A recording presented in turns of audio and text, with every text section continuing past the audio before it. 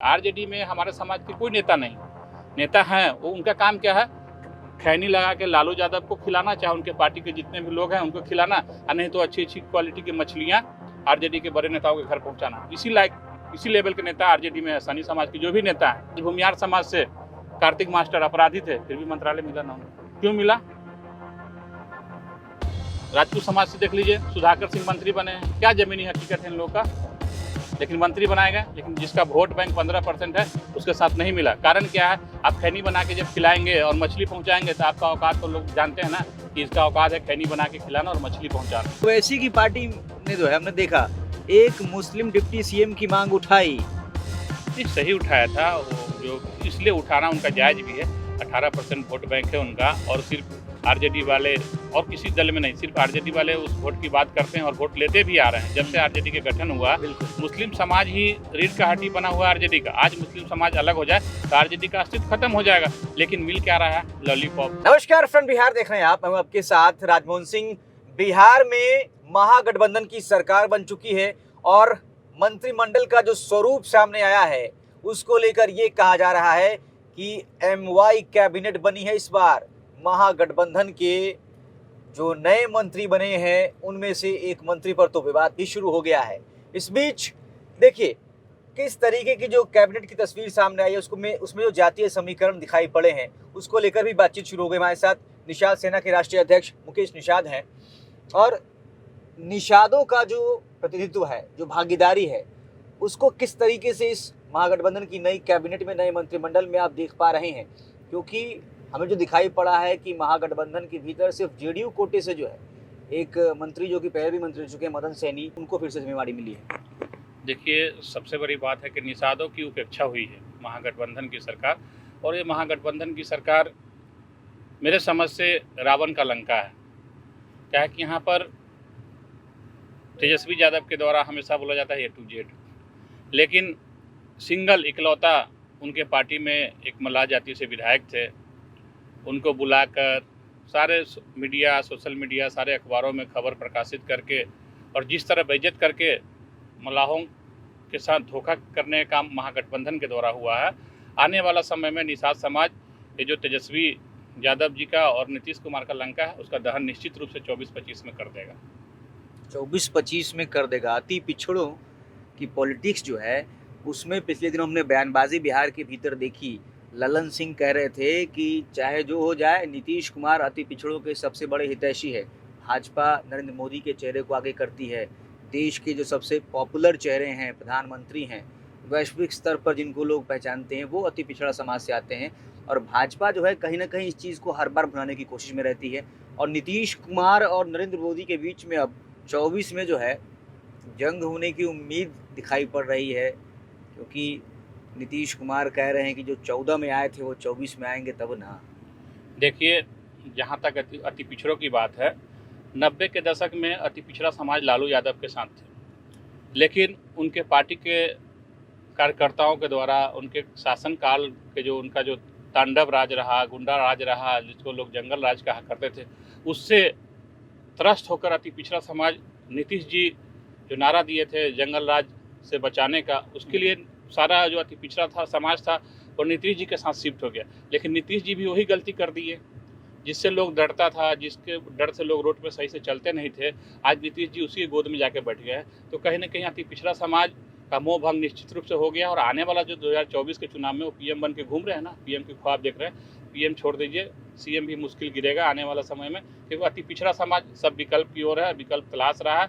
जो अति पिछड़ा की भागीदारी उचित देगा, सत्ता में भागीदारी जो उचित देगा और सम्मान देगा, अति पिछड़ा समाज उसी के साथ जाएगा। मुसलमानों को लेकर जिस तरीके से दिखाई पड़ा है, एमवाई कैबिनेट जो दिखाई दे रही है, महागठबंधन की जो नई कैबिनेट है, उसमें मुसलमानों की भागीदारी के ऊपर कुछ कहेंगे?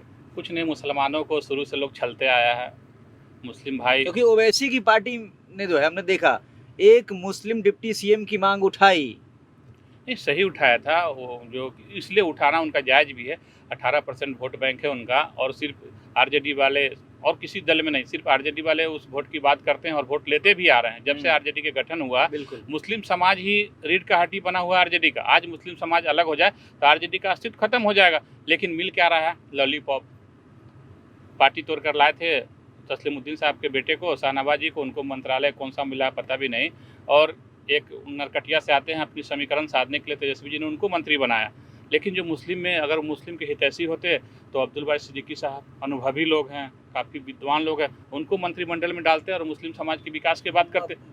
वो अब्दुल बारी की सिद्दीकी जो हैं वो दोनों विधायक हैं ना विधान परिषद के सदस्य हैं। देखिए, विधान परिषद के सदस्य नहीं, मैं भी जानता हूँ विधानसभा चुनाव हार गए, लेकिन मंत्रिमंडल में शामिल करने के लिए प्रक्रिया 6 महीना के अंदर में सदन का मेंबर बनना पड़ता है। अगर चाहते मुसलमान के हितैषी होते तेजस्वी यादव तो अब्दुल बारी सिद्दीकी जी हो गए, चाहे सबसे बड़े कट्टर समर्थक थे शहाबुद्दीन जी, उनकी पत्नी की बार बार मांग हो रही है विधान परिषद में भेजने के लिए, अगर उनको मुसलमान की चिंता होती तो हिना साहब को MLC बना दिए होते तो आज निश्चित रूप से सरकार में शामिल होती और मुसलमान के हितैषी बन के वो समाज को आगे ले जाती। लेकिन इन लोग को सिर्फ मुस्लिम का वोट चाहिए, सबको ठगते हैं लोग, सबको, इनका काम ही है सबको ठगना और नारा लगाना A to Z की पार्टी। कोई A to Z की पार्टी नहीं, यहाँ पे चेहरा देखकर, अटैची देखकर उनकी भागीदारी मिलती है, उनको हिस्सेदारी मिलती है। कोई अति पिछड़ा की पार्टी नहीं है, ना कोई अल्पसंख्यक की बात है, सिर्फ ठगते हैं, सिर्फ इनका काम है ठग के गोल गोल बोलना।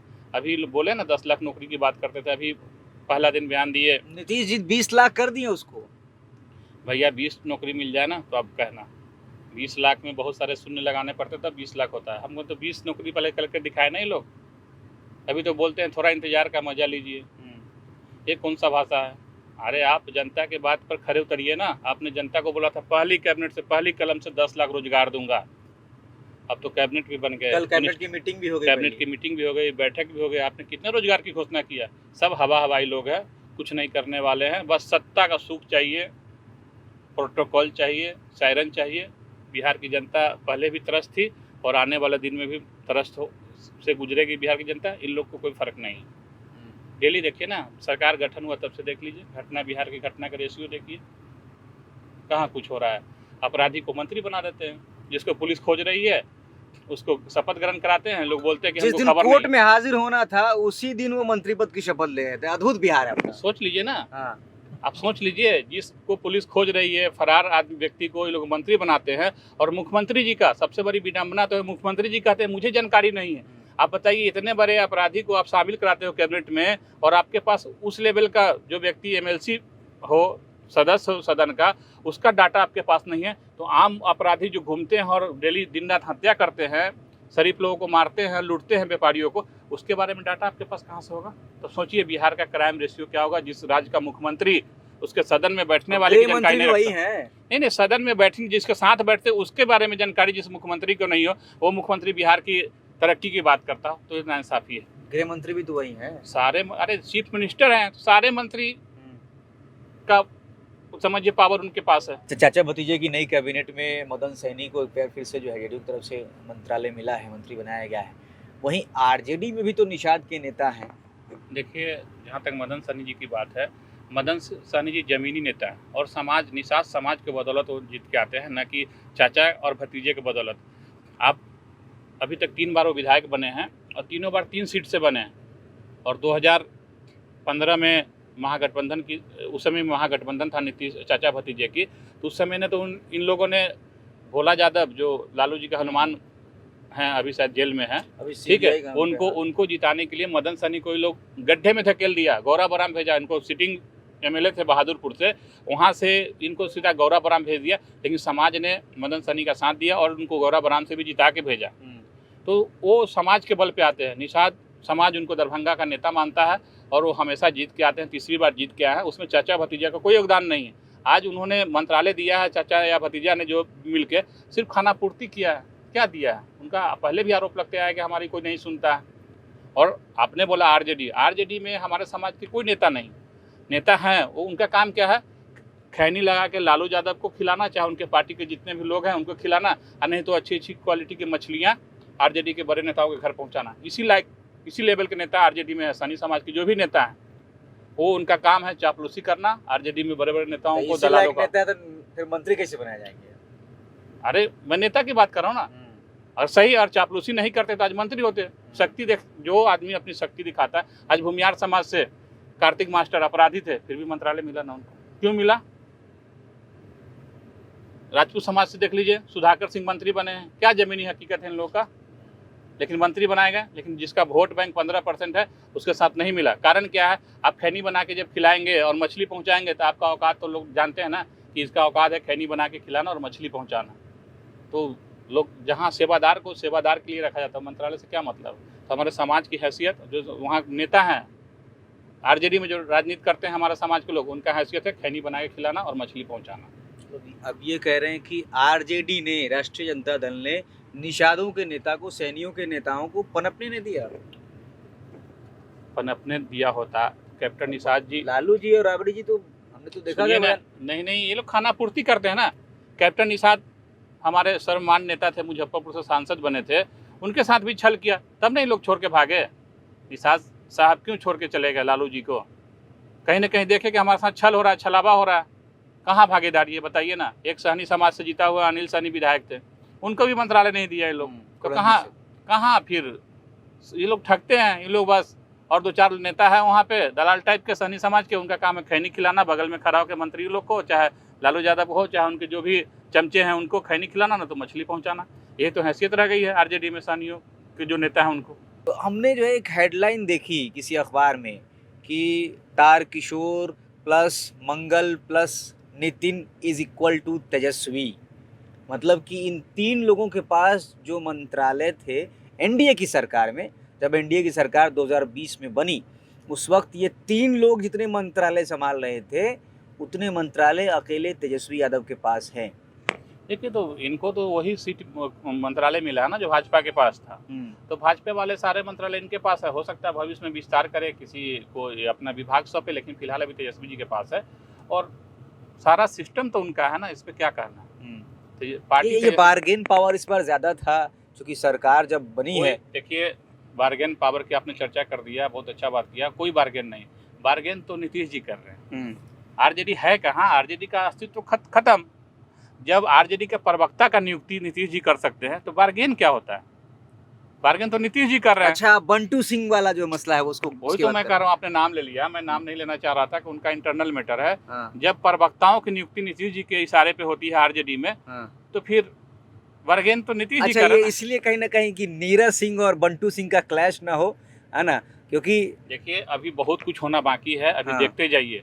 अभी तो कल शपथ ग्रहण हुआ था, आज वो मंत्री को लोग, पुलिस खोज रही है कि फरार मंत्री है, तो अभी तो पहला सीन है। अभी आगे देखते जाइए ना क्या क्या होता है। बहुत सारे मंत्री को खोजेगी पुलिस और बहुत सारे मंत्री रिजाइन करेंगे। देखिए, सहनी समाज की जो भागीदारी से इन्होंने वंचित किया ना, इसका खामियाजा बहुत बुरा भुगतना पड़ेगा महागठबंधन के, जो भी, चाहे तेजस्वी जी हो चाहे नीतीश कुमार हो। जो 24 में लोग सपना देख रहे हैं ना और 25 में ये सपना धरा के धरा रह जाएगा।